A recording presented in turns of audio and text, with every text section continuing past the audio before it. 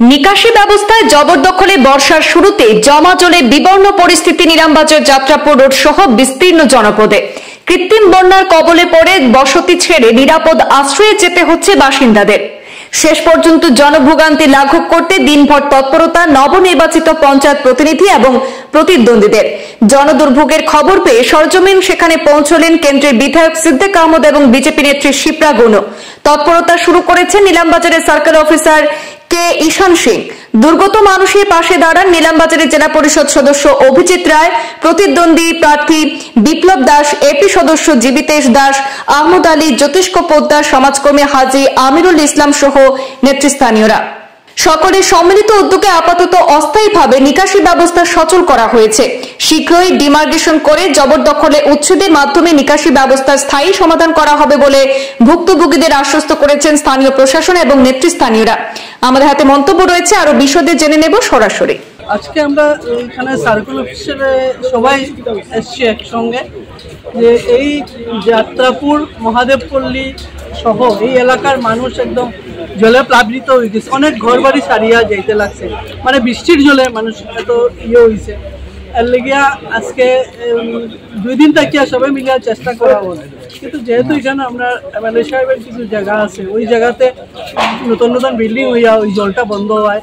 এই বিশেষভাবে আমরা এখানে একটা সরকারি প্রাইমারি স্কুলও আছে, প্রেমময়ী স্কুল।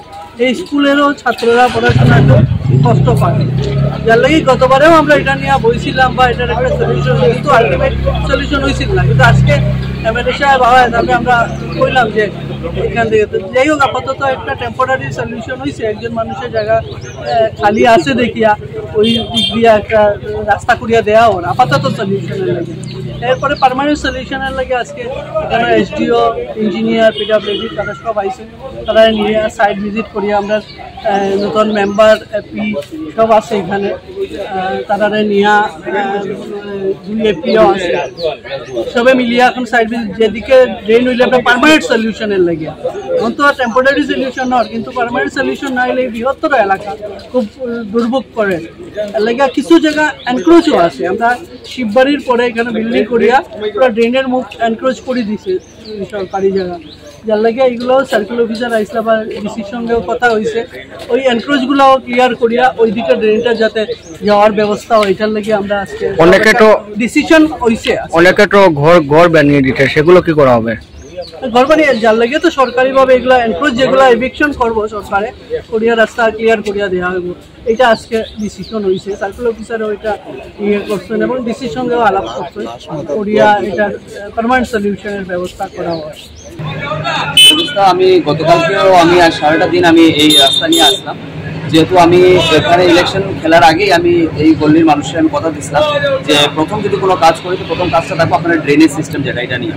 তো যদিও এটা একটা ভিউ স্কিম লাগে, তো আমার কাছে তো এখন স্কিম নাই, যেহেতু আমি শপথও নিচ্ছি না, এখনো জয়েনও করছি না। কিন্তু কালকে যখন আমি দেখছি জল জমে গেছে, আমার কাছে ফোন গেছে এরিয়ার মানুষের, আমি গিয়ে দেখছি আমরা প্রায় হাঁটু জলের উপরে জল জমা এবং অনেকের বাড়িও প্লাবিত এই এরিয়া। তো তখন থেকে আমরা আমি সার্কেল অফিসারের সাথে আমি কন্টিনিউয়াসলি যোগাযোগ রাখছি এবং বিকাল প্রায় 1টা 4:30 অবধি আমরা যে নকশা মানে যে ম্যাপটা বার হয়েছে, এই ম্যাপটার মধ্যে আমরা হিসাবে দেখছি যে এটা এই এরিয়া দিয়ে আইয়া কিছু কয়েকটা বাসা মানে এনক্রোচমেন্ট হয়ে গেছে এখানে। তো এনক্রোচমেন্টের লেগে কিছু বাসা এখানে বানানো হয়ে গেছে, যার দরুন যে এই ড্রেনটা যেটা আছে ড্রেনটা প্রপারলি এখানে বন্ধ হয়ে গেছে, ড্রেনের মুখটা, এবং ওই একটা ছোটখাটো একটা জল যাওয়ার একটা রাস্তা একজন বাসার মধ্যে দিয়া দেন।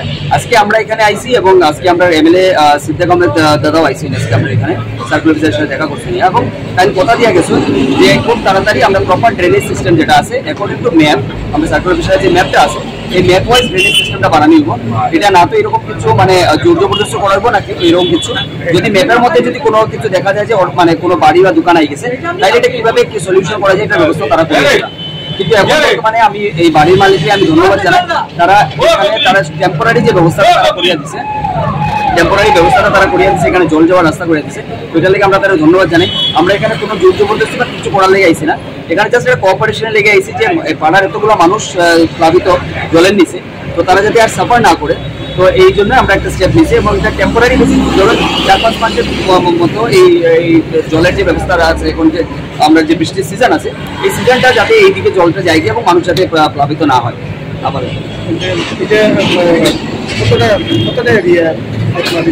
টোটাল প্লাবিত দেখুন আমরা আমার জিপের মধ্যে তো পড়ে এখানে যাত্রাপুর এবং আপনার মহাদেবপল্লী নিয়া এই এরিয়াটা, কিন্তু এটা টোটাল আমরা যেটা মানে কালকে যেটা আমরা হিসাব করে দেখছি যে এখানে নিয়ার অ্যাবাউট প্রায় 10-12টা গ্রাম সাফার করে এবং 10-12টা গ্রামে নিয়ার অ্যাবাউট মোর দেন 5000 মানুষ আছে যারা সাফার করে। তো হয়তো দেখা যায় যে যখন জায়গাগুলো বিক্রি করা হয়েছে তো বিক্রি করার সময় প্রপার ড্রেনেজ সিস্টেমটা দেখা নিচ্ছে না যারা কিনছে তারা। তো যখন বাইরেরা এটা হিসাবে জানছে না যে ড্রেন কোন দিকে, তো তারা এখানে জায়গাটা মাটি ফালাইয়া তারা এখানে বাড়ি বানাই নিছে। কিন্তু এখন বাড়ি বানানোর পরে দেখা যায় যে ড্রেনের যে মুখ যেটা আছে বা যেদিকে জল বাড়িয়ে যেত এই ড্রেনের রাস্তাটা পুরো বন্ধ হয়ে গেছে। তো এই কারণেই আমরা কালকে থেকে একদম কালকে সারাটা দিন সার্কেল অফিসারের সাথে আসলাম যে আপনারা ম্যাপটা প্রপার ম্যাপটা দেখানিও যে ম্যাপ ওয়াইজ যাইতো কোনো ঝগড়া ঝামেলা বা কোনো জোর জবরদস্তি করে যাতে কেউ মানে ক্ষতিগ্রস্ত না হয় এই ব্যবস্থাটা করা হতো। তো আজকে এই এসুরেন্সটা আমরা পাইছি সার্কেল অফিসারের তরফ থেকে এবং আমরা এমএলএ সিদ্ধাক দাও আইসি এবং তাই একটা এসুরেন্স দিচ্ছে যে খুব তাড়াতাড়ি তারা প্রপার ড্রেনেজ সিস্টেম এবং মাস্টার ড্রেন যেটা হয় এই মাস্টার ড্রেনের কাজ খুব তাড়াতাড়ি শুরু হইব এবং এটার মধ্যে স্যাংশন হয়ে গেছে যে স্কিমটা। তো এখন যদি হয় তাহলে আমার তরফ থেকে এজ এপি যতটুকু সাহায্য লাগে, কারণ এই এরিয়াটা আমার এখানে পড়ে আমার আন্ডারে পড়ে, তো যতটুকু সাহায্য লাগে আমি করবো।